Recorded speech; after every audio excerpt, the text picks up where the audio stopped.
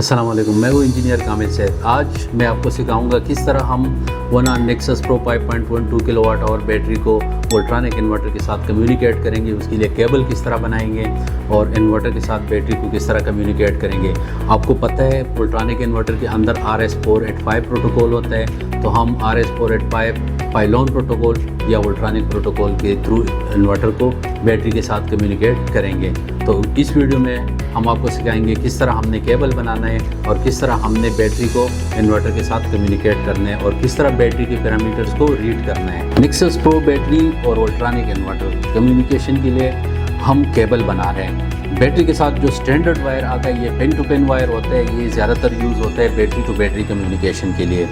Battery to inverter communication के लिए हम केबल बना रहे हैं और आप देख सकते हैं कि हमारी बैटरी साइड पे जो RS485 के पिन्स हैं वो और दूसरे साइड पे आप देख सकते हैं वोल्ट्रानिक के RS485 पिन को। तो इस टाइम हम बना रहे RS485 कम्युनिकेशन केबल।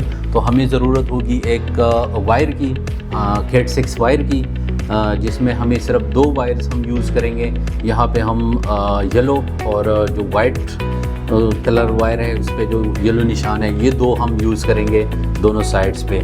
इसके अलावा हमें 2 RJ45 कनेक्टर्स की ज़रूरत होगी, एक क्रैम्पिंग टूल की ज़रूरत होगी हमें, और इसके अलावा हमें एक टेस्टर की ज़रूरत होगी जिससे हम टेस्ट कर सकें कि हमारी जो वायर है उसकी कनेक्टिविटी ठीक है या नहीं। तो यहाँ पे हम सबसे पहले इंसर्ट कर रहे हैं, बैटरी साइड हम बना रहे हैं। तो बैटरी में हमारे पास जो RS485 B पिन है वो पिन 1 है और जो RS485 A पिन है वो पिन 2 है। तो यहाँ पे हम 1 और 2 इसको अगर हम इस तरह पकड़े और जो क्लिप साइड है वो हम नीचे करें तो लेफ़्ट साइड से हमारी काउंटिंग स्टार्ट होती है। लेफ़्ट साइड से 1 2 3 4 5 6 7 और 8। तो 1 में हम इंसर्ट कर रहे हैं येलो कलर वायर और जो हमारे पास जो दूसरा वायर है उसको हम इंसर्ट कर रहे हैं 2 में। वायर्स को यहाँ पे कम्प्लीटली यहाँ पे पहुँचा लें। यहाँ पे आप देख सकते हैं यहाँ पे वायर्स तकरीबन मैंने पहुँचाए हैं और सिर्फ 2 वायर्स मैंने कनेक्ट किए, एक ऑरेंज कलर का और एक वाइट कलर का। तो यहाँ पे इसको हम क्रैम्पिंग के लिए क्रैम्पिंग टूल के अंदर इस तरह फंसाएंगे और अंदर दबा के इसको हम प्रेस करेंगे। तो एक साइड हमारा कनेक्ट हो गया और ये स्ट्रांगली इसको हमने टाइट कर दिया है। दूसरा साइड हम कनेक्ट कर रहे हैं। एक साइड पे जो हमारे पास बैटरी है, बैटरी के RS485 जो पिन्स हैं हमारे पास 1 और 2 है। इन्वर्टर साइड पे हमारे पास 3 और 5 है।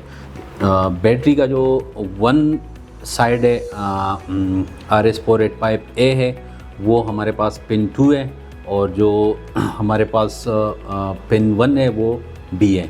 सेम उसी साइड पे हमारे पास 3 और 5 है। 5 हमारे पास B है और 3 हमारे पास A है।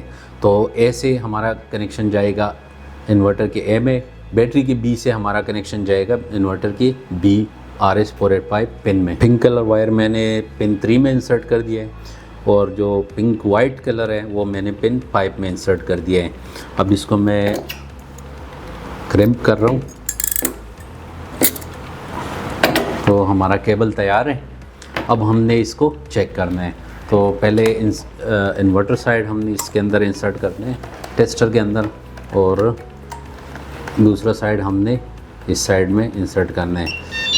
अब यहाँ पे आप देख सकते हैं 3 और 5 लाइट ऑन हो गया और यहाँ पे कनेक्टेड शो कर रहे हैं। अब हमने दूसरा साइड इसका चेक करना है। तो यहाँ पे आप देख सकते हैं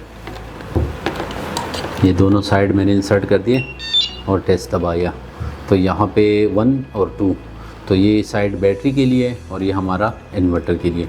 तो अब हम इस केबल से इन्वर्टर को कनेक्ट करते हैं बैटरी के साथ। Nexus Pro 5.12 kilowatt hour battery को वोल्ट्रानिक इन्वर्टर के साथ हम किस तरह कम्युनिकेट करेंगे।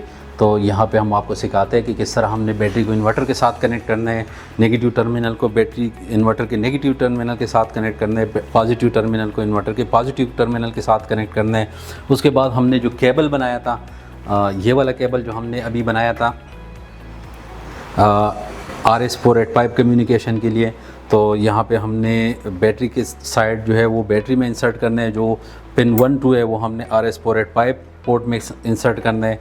यहाँ पे लिथियम आयन लिखा हुआ है इन्वर्टर के अंदर, तो हमने लिथियम आयन जो RJ45 कनेक्टर है यहाँ पे इंसर्ट करना है। उसके बाद हमने सबसे पहले बैटरी को ऑन करना है, बैटरी के ऑन ऑफ स्विच को ऑन करना है और वेट करना है यहाँ पे जितने भी इसके SOC लाइट्स है वो सारे ऑन हो।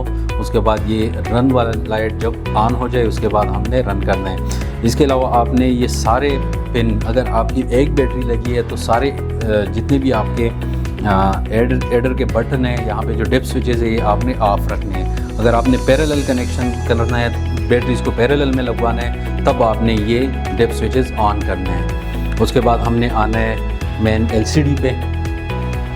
तो LCD पे आपको यहाँ पे देख सकते हैं, यहाँ पे परसेंटेज दिखा रहे हैं और उसके ऊपर कैपेसिटी दिखा रहे हैं। 81% अब हमारी बैटरी जो है 81 एम्पियर आवर की बैटरी है और 100% इसकी फुल कैपेसिटी है। टेम्परेचर दिखा रहे हैं, करंट दिखा रहे हैं, चार्जिंग डिस्चार्जिंग करंट, उसके बाद वोल्टेज और साइकिल्स।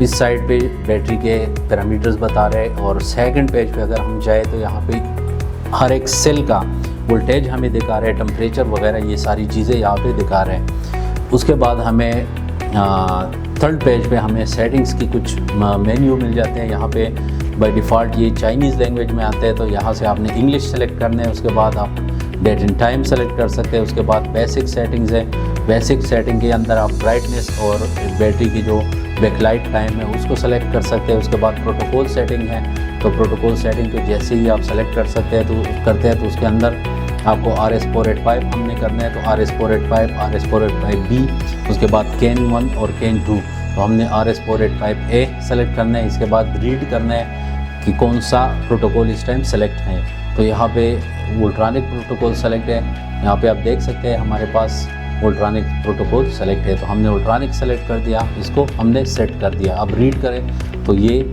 वोल्ट्रॉनिक प्रोटोकॉल सेलेक्ट है, इसको कैंसिल करें, वापस मेन पेज पे जाए। अब यहाँ पे हमने इन्वर्टर को ऑन करना है, इन्वर्टर के ऑन ऑफ बटन को ऑन करना है, थोड़ी देर वेट करना है। वेट के बाद जब इन्वर्टर ऑन हो जाए अब हमने इन्वर्टर की सेटिंग में जाना है और हमने जाना है सीधा सेटिंग नंबर 5 में। सेटिंग नंबर 5 में वोल्ट्रॉनिक प्रोटोकॉल के लिए आपने LIB सेलेक्ट करना है और एस्केप करना है। थोड़ी देर बाद बैटरी का जो सिंबल है ये ब्लिंकिंग करना स्टार्ट कर जाएगा और इसका ये मतलब है कि आपकी बैटरी सक्सेसफुली कम्युनिकेट हो गई है इन्वर्टर के साथ। तो इसको चेकिंग के लिए आप सेटिंग में भी जा सकते हैं और सेटिंग में 12 और 13 नंबर सेटिंग जो है वो हमारा परसेंटेज में हो जाएगा।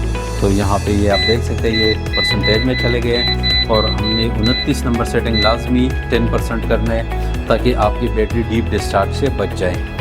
और यहाँ पे अगर मेन स्क्रीन पे हम आपको दिखाएं, यहाँ पे मैं यूटिलिटी स्टार्ट करता हूँ। चार्जिंग मैंने स्टार्ट कर लिया, यहाँ पे आप इस टाइम डिस्चार्जिंग शो कर रहे हैं। जैसे ही चार्जिंग कनेक्ट हो जाए तो ये चार्जिंग करंट और चार्जिंग वोल्टेज सारी चीज़ें यहाँ पे हमें दिखाएगा। यूटिलिटी चार्जिंग कनेक्ट हो गई है, यहाँ पे 29.3 एम्पियर से बैटरी चार्ज हो रही है और बैटरी के जो SOC है वो 81% है, यहाँ भी 81% शो कर रहे हैं। उसके बाद हमारी जो कैपेसिटी है वो आहिस्ता आहिस्ता बढ़ रही है, जैसे जैसे चार्ज हो रही है तो एम्पियर आवर की कैपेसिटी बैटरी की वो बढ़ रही है।